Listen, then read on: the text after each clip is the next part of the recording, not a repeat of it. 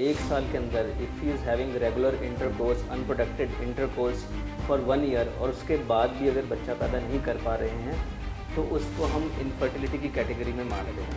Unfortunately India में क्या होता है कि लोग सही डॉक्टर के पास नहीं पहुंचते हैं, वो उस तरफ वो फीमेल्स को ब्लेम फीमेल्स करते को हैं। ब्लेम करते हैं या फिर उन्हीं के टेस्ट हुँ, चलते हुँ। रहते हैं फर्टिलिटी ओके। में। कई बार तो लोग एज्यूम कर लेते हैं कि फीमेल की ही प्रॉब्लम होगी, हुँ, लेकिन हुँ, ऐसा हुँ। नहीं है। 50% लोगों में मेल पार्टनर की जो है उसकी अच्छा। मेडिकल रीजंस होते हैं जिसकी वजह से इनफर्टिलिटी हो रही होती है। हाय एवरीबॉडी, आज हमारे साथ है doctor Aman Gupta, famous urologist and he works in Delhi and Gurgaon. तो सर आज हम लोग कुछ इनफर्टिलिटी, मेल इनफर्टिलिटी पे सवाल पूछेंगे आपसे। एंड स्टार्टिंग में sir if you can explain like what is male infertility and what are the symptoms. So अगर सीधी-सीधी भाषा में बात करें, अगर किसी आदमी का 1 साल के अंदर if he is having regular intercourse, unprotected intercourse for 1 year और उसके बाद भी अगर बच्चा पैदा नहीं कर पा रहे हैं, तो उसको हम इनफर्टिलिटी की कैटेगरी में मानते हैं। Okay, okay, okay sir. So 1 साल बाद आई मीन इफ कुछ हो नहीं रहा है after regular intercourse, so they should they should consider it, consult. ये कंसल्ट अ यूरोलॉजिस्ट। काफ़ी बार अनफॉर्चुनेटली लोग बहुत सालों के बाद आते हैं हमारे पास। अच्छा एंड वो काफ़ी साल ट्राई करते रहते अच्छा, हैं, लेकिन टाइम इज़ लाइक इसमें टाइम भी मैटर करता है, एज भी इस दोनों चीज़ें मैटर करती हैं और भी फैक्टर्स होते हैं।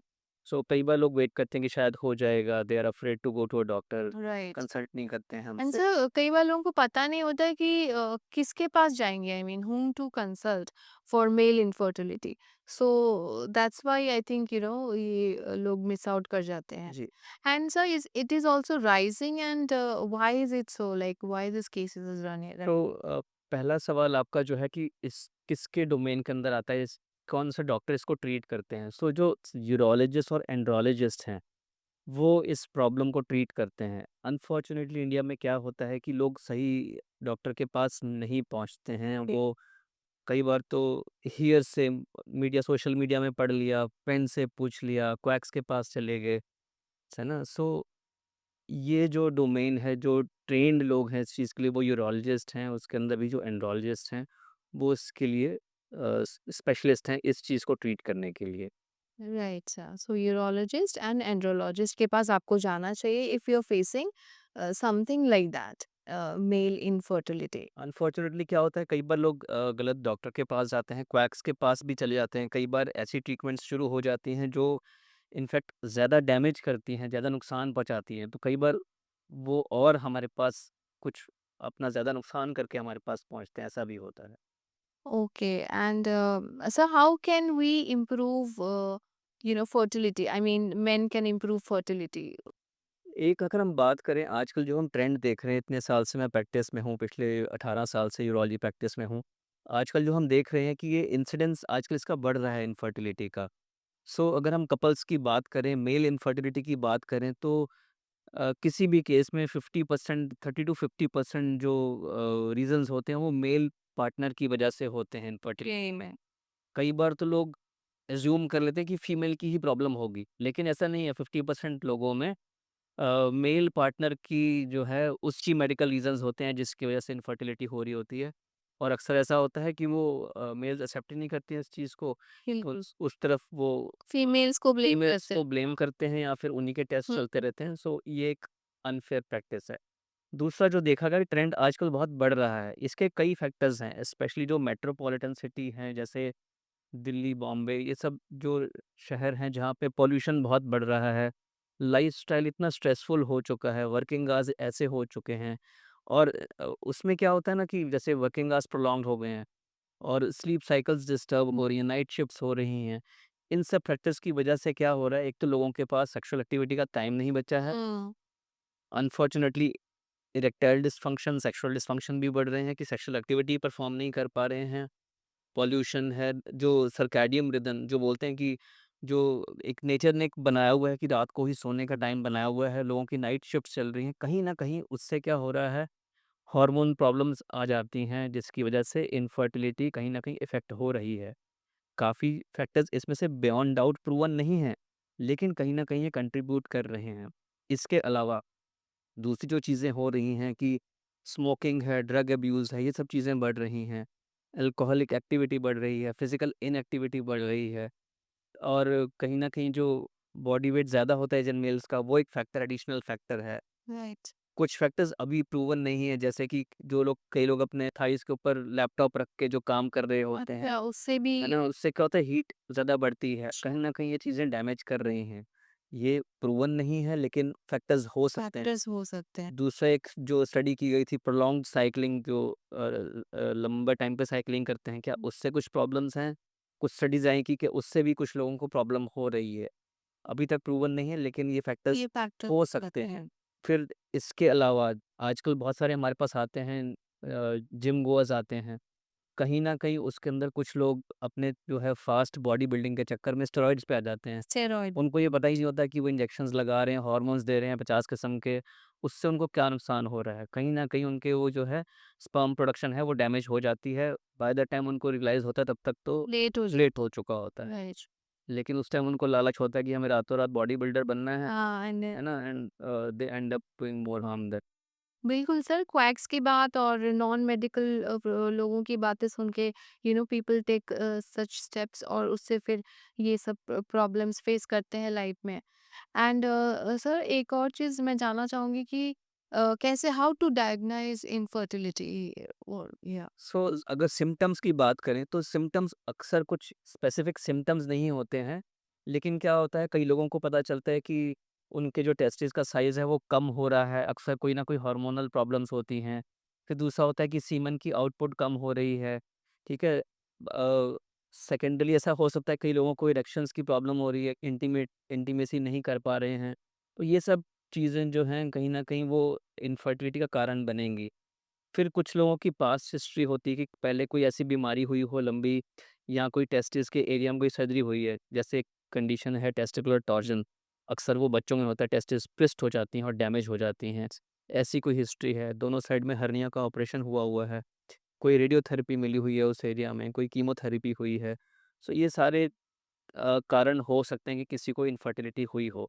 फिर इंडिया में ट्यूबरकुलोसिस बहुत कॉमन है। काफ़ी लोग ऐसा सोचते हैं कि टीबी जो है सिर्फ़ लंग्स की होती है, लेकिन टेस्टिकुलर एरिया की भी अच्छा टीबी होती है और उसकी वजह से भी ये जो चाहिए चैनल्स हैं, स्पर्म कैरिंग जो चैनल्स हैं, वो ब्लॉक हो जाती हैं। हो जाता है। तो उसकी वजह से भी इनफर्टिलिटी होती है। फिर इसके अलावा हार्मोनल चेंजेस हैं, कई लोगों को हार्मोन प्रॉब्लम्स होती हैं, वो कारण हैं। जेनेटिक प्रॉब्लम्स हो रही होती हैं, वो एक कारण होते हैं। तो सिम्पटम्स के नाम पे एज़ सच सिम्पटम्स बहुत विज़िबल नहीं होते हैं, वो पता नहीं चलते हैं। तो अगर किसी को रिलायबली पता करना है कि उनको हुँ, फर्टिलिटी हो रही है कि नहीं हो रही है, सीमेन एनालिसिस एक सिम्पलेस्ट टेस्ट है जिससे कि पता चलता है कि स्पर्म पैरामीटर्स कैसे हैं। ऐसे हैं। और ओके, इसके अलावा अगर उसके अंदर कुछ प्रॉब्लम्स आती हैं तो हम हार्मोनल टेस्ट करवाते हैं या फिर अल्ट्रासाउंड करवाते हैं। राइट। अ, वो एक उसपे सब्सीक्वेंट टेस्ट होते हैं, लेकिन सबसे पहले एक सीमेन एनालिसिस और यूरोलॉजिस्ट द्वारा फिजिकल एग्जामिनेशन, ये 2 चीज़ें ज़रूरी हैं। ज़रूरी है। एंड सर, इनफर्टिलिटी के कोई ट्रीटमेंट्स भी हैं जो हाँ, एब्सोल्यूटली। तो सबसे पहले हम बात करें कि सबसे पहले तो लाइफ़स्टाइल पे काम करना है। जो लोग वो एक हमारा एक लाइफ़स्टाइल जैसा हो चुका है, कुछ चीज़ें तो चेंज नहीं हो सकता है हमारे वर्किंग आवर्स ना चेंज हो पाएँ, पॉल्यूशन हम नहीं चेंज कर सकते अपने शहर का। पर लेकिन एटलीस्ट जो उसके ऊपर से हम डैमेज कर रहे हैं अपने आप को, स्मोकिंग है, एक्सेसिव अल्कोहल इंटेक है, ड्रग अब्यूज़ है, ये जो जिम में हम स्टेरॉइड के इंजेक्शन लगा लिए या स्टेरॉइड्स ले लिए, ये सब चीज़ें तो हम बंद कर सकते हैं। कुछ लोग जो लैपटॉप मैंने बताया था इस तरह के काम करते हैं, उसको एक वो चीज़ हम प्रॉपर्ली उसको एक अवॉइड कर सकते हैं। फिर दूसरा है कि हीट एक्सपोज़र होता है, जैसे कई लोगों को शौक है रोज़ सोना बाथ, स्टीम बाथ लेनी है। वो भी हमारे स्पर्म्स को, हाँ, ये लोग को मालूम नहीं होता है। ये लोगों को मालूम नहीं है हाँ, था कि क्योंकि हीट क्या होता है, एक्सपोज़र से भी हाँ, टेस्टिस जो हैं, टेस्टिस बॉडी का ऐसा स्ट्रक्चर है जिनको थोड़ा-सा बॉडी टेम्परेचर से कम टेम्परेचर चाहिए होता है नॉर्मल फंक्शनिंग के लिए। के बॉडी टेम्परेचर अगर 37 है, तो वो 35 के आसपास काम कर रही होती है। तो अगर उनको ऊपर से एक्स्ट्रा हीट मिल रही है, जैसे मैंने बताया कि लैपटॉप रखा हुआ है या फिर स्टीम सोना बात कर रहे हैं रोज़, ठीक है? कई लोग ऐसी फैक्ट्रीज़ में काम करते हैं जहाँ पे उनका हीट एक्सपोज़र ज़्यादा है, फर्नेसेस हैं, तो उन लोगों को इनफर्टिलिटी के चांसेस बढ़ जाते हैं।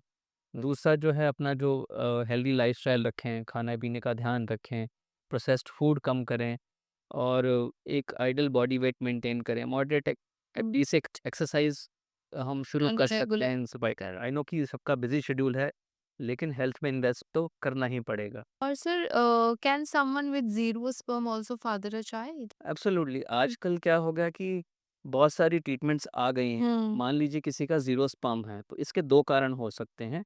एक है कि टेस्टिस स्पर्म नहीं बना पा रही हैं अच्छे से, दूसरा है कि टेस्टिस स्पर्म तो बना रही है, लेकिन उसकी जो ट्यूब्स हैं, जहाँ से स्पर्म वो ब्लॉक हो गई हैं। तो हम उसके लिए कुछ फर्दर टेस्टिंग करते हैं, जैसे हम एफएनएसी टेस्ट होता है, हम टेस्टिस के अंदर से नीडल डाल कर के स्पर्म्स चेक करते हैं माइक्रोस्कोप में।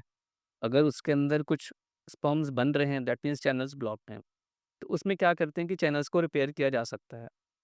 ये अगेन यूरोलॉजिस्ट द्वारा किया किया जाता है। जाता है। माइक्रोस्कोपिक सर्जरीज़ होती हैं, उससे हम चैनल्स को रिपेयर कर देते हैं। उससे फर्टिलिटी रिस्टोर हो सकती है। सक्सेस रेट कम होता है, लेकिन एक वो जान दे सकते हैं। दूसरा होता है स्पर्म्स कम है, ज़ीरो नहीं है। अगर कम है तो उसको हम, अगर जो डैमेजिंग फैक्टर्स हैं उसको हम अगर हटा दें, तो वो चीज़ें हम इम्प्रूव कर सकते हैं। जैसे मैंने बताया, कोई स्मोकिंग करता है या फिर रिसेंटली कोई बीमार हुआ हो, तो भी स्पर्म पैरामीटर्स ख़राब हो सकते हैं। तो अगर हम जो डैमेजिंग फैक्टर था उसको अगर हम हटा दें, तो स्पर्म पैरामीटर्स इम्प्रूव कर सकते हैं। पर फिर कुछ मेडिकेशंस आती हैं जिससे स्पर्म पैरामीटर्स इम्प्रूव कर सकते हैं। किसी के अगर हार्मोनल इन्हिबिशन में रिस्क है, उस केसेस में हम स्पर्म्स इम्प्रूव कर सकते हैं। जिसके ज़ीरो स्पर्म्स भी आ रहे हैं ये सब करने के बावजूद भी, तो उसके अंदर भी कुछ तरीके होते हैं, जैसे कि आजकल हम जो है हाइड्रोस्कोपिक स्पर्म ड्रिल्ड ओव कर सकते हैं, ओन कर सकते हैं। उसके अंदर क्या करते हैं कि हम माइक्रोस्कोप के अंदर हम जो है मैग्नीफिकेशन 20 टाइम्स करके अंदर ओके। उसको टेस्टिस को ओपन करते हैं, अंदर जो है उसकी स्पर्म मैपिंग करते हैं, और को हम वहाँ से स्पर्म को सर के निकाल सकते हैं। जो ये स्पर्म हैं, हम आर्टिफ़िशियली मेथड द्वारा इंजेक्शंस होते हैं, माइक्रो इंजेक्शंस होते हैं, जिससे कि हम जो फीमेल एग्स हैं उसके अंदर इंजेक्ट कर सकते हैं। तो अगर किसी का एक स्पर्म भी मिल रहा है, तो दैट भी can be utilised for having a baby. Okay. उसको हम इक्सी कहते हैं मेडिकल भाषा में। अच्छा। That is done with the help of a gynaecologist के आईवीएफ स्पेशलिस्ट एस्पेक्ट जो आइडियल होते हैं। स्पेशलिस्ट। जिन लोगों के मान लीजिए कि प्रॉब्लम्स हैं कि स्पर्म पैरामीटर्स तो ठीक हैं, बहुत ख़राब नहीं हैं, लेकिन वो किसी कारण से सेक्स ही नहीं कर पा रहे हैं, तो उसके अंदर क्या करते हैं? उसमें क्या करते हैं, आईयूआई। आईयूआई होता है इंट्रायूट्राइन इंसेमिनेशन। उसमें क्या करते हैं, जो मेल है वो अपना सीमेंट देगा, उसको हम वॉश करते हैं लैब में, और जो आईवीएफ स्पेशलिस्ट हैं वो आर्टिफ़िशियली फीमेल के अंदर इंजेक्शन इंजेक्ट। से उसको अल्ट्रासाउंड गाइडेंस में कर सकती हैं। सो उससे क्या होता है, प्रेगनेंसी के चांसेस कम हो जाते हो जाए। हैं, जिसके स्पर्म बहुत ही कम, उसमें हम आईवीएफ करना पड़ता है, तो हम टेस्ट ट्यूब बेबी भी बोलते हैं। उसके अंदर स्पर्म्स कम चाहिए होते हैं, और उसमें जो है एग लिया, जो थोड़े से स्पर्म्स हैं वो लिए, उनको लैब में पूज किया और और उनको फीमेल में वापस इंजेक्ट। डाल दिया। जिनके स्पर्म्स ना के बराबर हैं, नेग्लिजिबल हैं, उसके अंदर हमें ऐसे माइक्रोस्कोप द्वारा, सर्जरी द्वारा निकालना पड़ता है, नीडल द्वारा या फिर ओपन करके टेस्टिस, उसमें हम माइक्रोस्कोप गाइडेंस के अंदर स्पर्म्स ढूंढते हैं, और उसको हम इक्सी द्वारा प्रेगनेंसी अचीव कर सकते कर सकते हैं। तो सर एक्चुअली मतलब निराश होने की ज़रूरत नहीं है। With modern science there is lot of हैं। Lot of hope, yes. Hope and आप बिल्कुल मतलब जो भी ये समस्या से गुज़र रहे हैं डॉक्टर रमन गुप्ता को कॉन्टैक्ट कर सकते हैं। और सर लास्टली मुझे पता है आपने पहले ही बोला था, so anybody facing this kind of issues male infertility, so the doctor they have to see is urologist, is this yes. So? तो सबसे पहले वही ज़रूरी है कि prevention is better than cure. अगर हम हेल्दी लाइफ़स्टाइल अपनाएँ तो उससे फर्टिलिटी मेन अच्छी रहेगी और मेंटेन्ड रहेगी। दूसरी चीज़, अगर हो भी गई है, एटलीस्ट जो है सही स्पेशलिस्ट के पास जाएँ। बिल्कुल। यूरोलॉजिस्ट, एंड्रोलॉजिस्ट के पास जाएँ, who is the right person. Ultimately आपको ट्रीटमेंट चाहिए, तो rather than going to quacks here से इधर-उधर जाने से अच्छा है आप टाइम भी वैसा बर्बाद करेंगे, पैसा भी बर्बाद होगा, और शायद अपना नुकसान भी कर चुके होंगे जब तक आप हमारे पास पहुँचेंगे। राइट। और एक बार उसको हम प्रॉपर्ली अगर डायग्नोज़ करते हैं, तो कई बार मेडिसिन से या फिर सर्जरी द्वारा उसको हम ट्रीट कर सकते हैं। जो सर्जरी कहाँ-कहाँ पे आती है, जैसे मैंने बताया कि एक तो कि टनल्स ब्लॉक हो चुकी हैं, उसके अंदर प्रॉब्लम हो, क्योंकि तीसरा एक बड़ा कॉमन प्रॉब्लम जो है वेरिकोसील होती है। वेरिकोसील होती है कि टेस्टिस के आसपास ना नसें फूल जाती हैं, वहाँ पे कुछ वेन्स होती हैं, तो अदर वो मल्टीपल हो जाएँ या फूल जाएँ, उसको हम मेडिकल भाषा में वेरिकोसील बोलते हैं। अच्छा। और ये बड़ा कॉमन कारण है मेल इनफर्टिलिटी का। अराउंड अगर 100 में से 30-40 जो अगर 100 लोग हैं इनफर्टाइल मेल अच्छा इनफर्टाइल 30-40 को ये लोगों में ऐसा इश्यूज़ हो सकती हैं। सो अगर उसके अंदर इंडिकेटेड है स्पर्म पैरामीटर्स पुअर हैं, तो उसके अंदर वेरिकोसील जो सर्जरी है उसको अगर हम करते हैं तो स्पर्म पैरामीटर्स इम्प्रूव होते हैं और प्रेगनेंसी अचीव की जा सकती है। अगर चैनल्स ब्लॉक्ड हैं उसको हम आर्टिफिशियली खोल सकते हैं माइक्रोस्कोप द्वारा, और अगर स्पर्म्स नहीं है तो सर्जरी द्वारा हम ढूँढ के अंदर तो से स्पर्म निकाल सकते हैं इक्सी के लिए। Right, right sir. Okay sir and एक और चीज़ मैं ज़रूर जानना चाहूँगी कि एज सर कितने एज तक मेल्स को they have this possibility to is there जैसे फीमेल्स के साथ होता है कि देयर इज़ एज सो 40 के बाद धीरे-धीरे क्योंकि बॉडी में हार्मोनल चेंजेस आते हैं या फिर फर्टिलिटी के चांसेस कम होते हैं लेकिन ज़ीरो नहीं होते हैं। फीमेल्स का क्या है एक लिमिटेड एज तक ही जब वो ये पॉल्प हो जाता है, हार्मोन में विथड्रॉल हो जाता है, तो वो एग्स बनने बंद हो बंद हो जाते हैं। जाता है, राइट। तो मेल्स के अंदर ऐसा नहीं, फर्टिलिटी पता एक तो ज़ीरो नहीं होता है and there have been reports जहाँ पे 70 के बाहर भी मेल्स हैं, स्पेशली हमारे पास जैसे पेशेंट आते हैं, मिडल ईस्ट से पेशेंट्स आते हैं, मैंने देखा है कि उसके अंदर काफ़ी मेल्स जो हैं एजेड होते हैं, हाँ, एजेड होते हैं और उस उम्र में भी वो शादी कर से शादी भी करते हैं, जब बच्चे को तो राइट। ओके तो एज इतना फैक्टर नहीं है, हाँ, कम हो जाते हैं चांसेस कम हो but there is a hope उनको जनरली इरेक्शंस की प्रॉब्लम ज़्यादा होती हैं, but artificially artificially they can be देखा ठीक है सर, thank you so much for your time today. Thank है। आपकी याद बहुत बहुत